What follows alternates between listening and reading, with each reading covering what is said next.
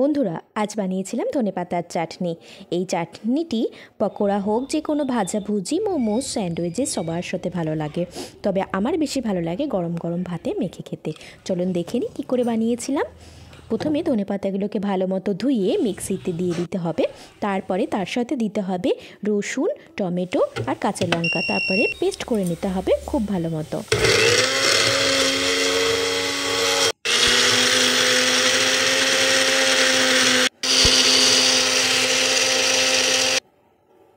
পেস্টটি হয়ে গেলে তাতে দিয়ে দিতে হবে নুন আর সর্ষের তেল। মনে রাখবেন, সর্ষের তেলটা দেওয়া কিন্তু খুবই দরকার, এতে ধনেপাতার চাটনির টেস্টটি আরও বেশি বেড়ে যায়।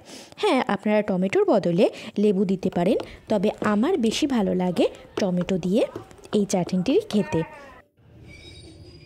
বন্ধুরা, ভিডিওটি এই পর্যন্ত দেখবার জন্য অসংখ্য ধন্যবাদ রইল। যদি আমার এই ভিডিওটি ভালো লাগে, আমার চ্যানেলটিকে প্লিজ একটু সাবস্ক্রাইব করে দেবেন। আর হ্যাঁ, একটা লাইক দিতে অবশ্যই ভুলবেন না। ধন্যবাদ।